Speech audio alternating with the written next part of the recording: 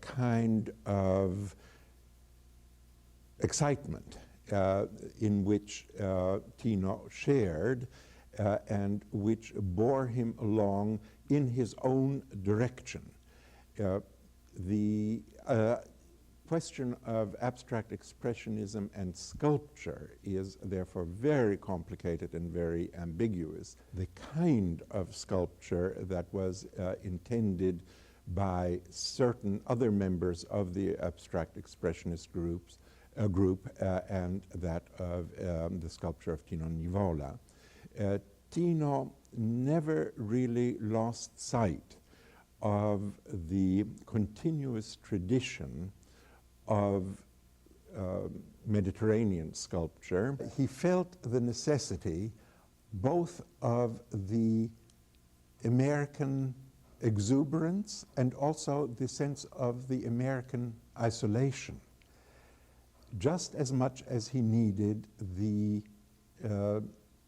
sense of communality that he received from his Sardinian background. One of the most precious gifts that Tino Nivola had was of his intuitive and intellectual grasp of architecture. He loved working with architects. He loved to create works of sculpture that would participate directly with the architecture. That is to say, they were not applied decorations, but became part of the fabric of the building itself. His most immediately appealing works in this architectural monumental genre are the sand cast reliefs and the cement reliefs too. The sand cast reliefs found their first great public acceptance in the wall, the sculptural wall that he created for the Olivetti store on Fifth Avenue, which was one of the most sensational events of the year in Manhattan. Large-scale reliefs in the 20th century repertory. The wall, once the Olivetti shop was dismantled, has come to rest now in the General Science Building of Harvard University, where it is accessible to all the public that wishes to see it. In 1947, we bought a house in Springs.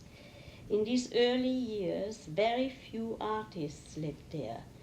There was Jim Brooks, Charlotte Parks, Abram Lasso, Jackson Pollock, and Lee Krasner, Lucia Wilcox, Wilfred Sargbaum, John Little, Julian Levy.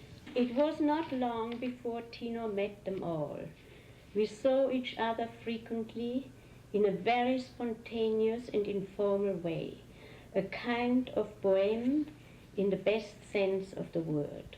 We dropped in on each other, visited each other's studios. It was a very genuine, uncalculated lifestyle. Here, as in New York, when the artists talked about art, their conversations centered on the thing itself. One of the most important materials for Tino Nivola was terracotta, which he manipulated with such finesse that he really ranks with with all the greatest artists, such as Clodion in the 18th century, who managed to get out of terracotta all the intimacy and all the vitality of very changeable, very difficult material.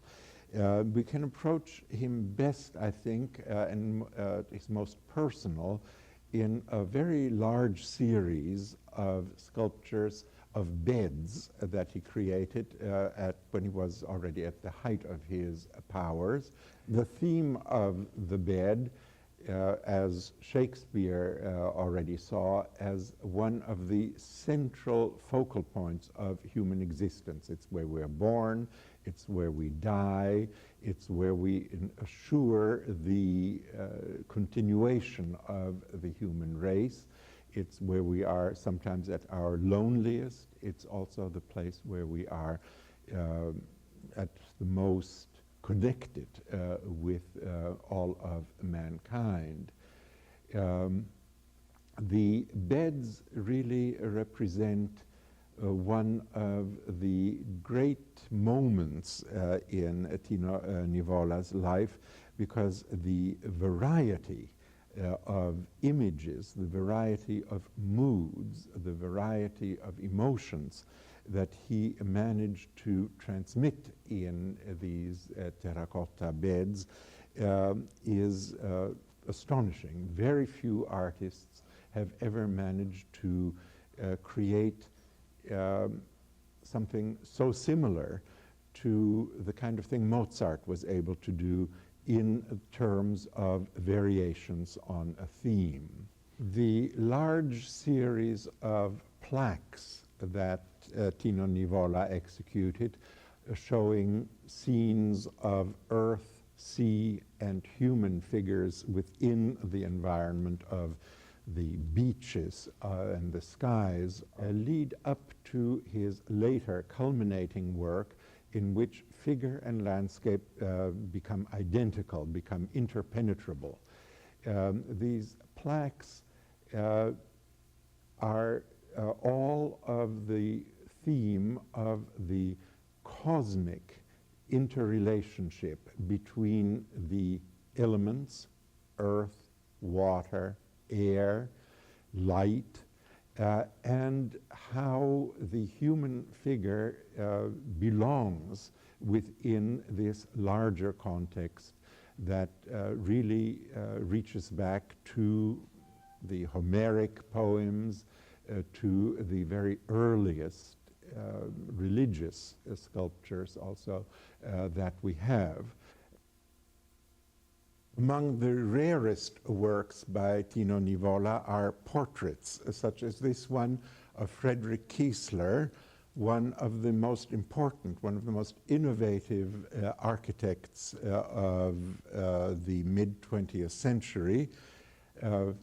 He is shown with a wonderful perception for his character, very sharp, very intelligent, always focused, very critical, and in many ways also the tragic character of Friedrich Kiesler came out. The man was the constructor who built, who created out of inanimate matter, and his male figures, many of them created in cement, material that Tino Nivola favored during this particular phase, have a very strict architectonic, constructed feeling, which may have also been influenced by his renewed interest in architectural principles and the architectural uses of sculpture, which were very important to him throughout his mature phase and his late phase. The sculptures that seem to be composed of juxtaposed, clearly stereometric forms are very germane to architectural concepts altogether, and that's why for many of his major architectural commissions there is a kind of interpenetration between these male figures of constructors and the constructions themselves. This is particularly true of the dormitories at Yale with their sculptural elements by Nivola.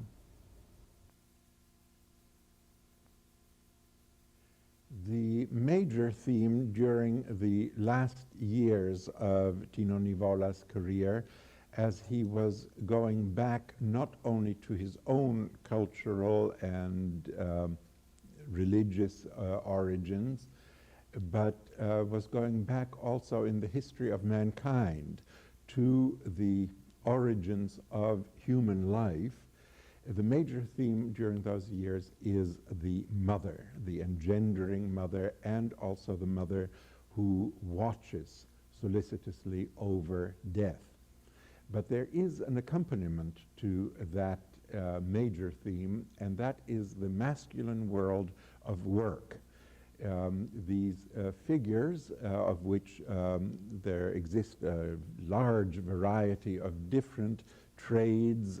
In Tino Nivola's native Sardinia, his appearance in the landscape as he goes about his tasks are caught both in the anonymity of work.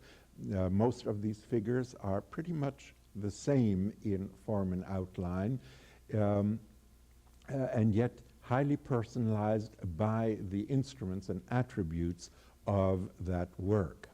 Characteristic of the mestieri, of the trades and working projects of Sardinia is the making and the selling of bells. These have a very particular place in the society and in the life of Sardinia, because each bell has to have a tone of its own, so that the shepherd, who is always someone with a very finely attuned sense of hearing, can tell which of the sheep, which of the goats has got lost and where they are. So these, a great deal depends on these bells. And Tino has caught the pride of the bell maker in this sculpture, which combines real bells with the carved figure. This is one of his sculptures from the most mature period, what tragically turned out to be the last period of his work, and is connected to the concept of the matriarchy that preoccupied him during the last decades of his life. It is in many ways a return not only to his geographic and cultural origins, but it's also a return, I believe, to the beginnings of life as a whole. The mother spirit who is not only the womb which brings forth a new life, but also the life force to which all life ultimately returns. Landscape and human figure become one. The soil is becomes representative of death, of the material essence to which we relapse when life goes from us. So the mother figure is earth, and also earth as the power that brings forth life, but also the divinity of death, to which all life returns, the material essence of which life is made.